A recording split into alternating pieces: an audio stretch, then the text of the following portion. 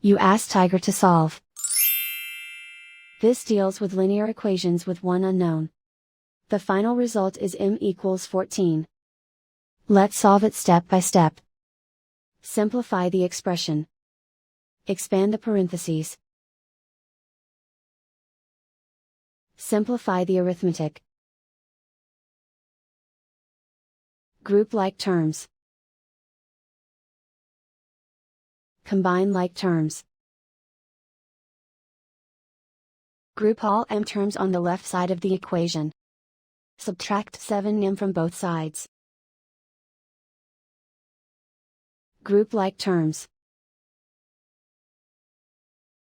Simplify the arithmetic. Group like terms. Simplify the arithmetic. Group all constants on the right side of the equation. Add 27 to both sides. Simplify the arithmetic.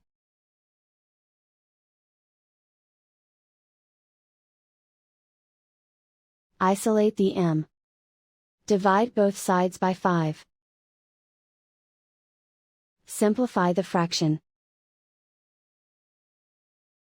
Find the greatest common factor of the numerator and denominator. Factor out and cancel the greatest common factor. And so the final result is m=14.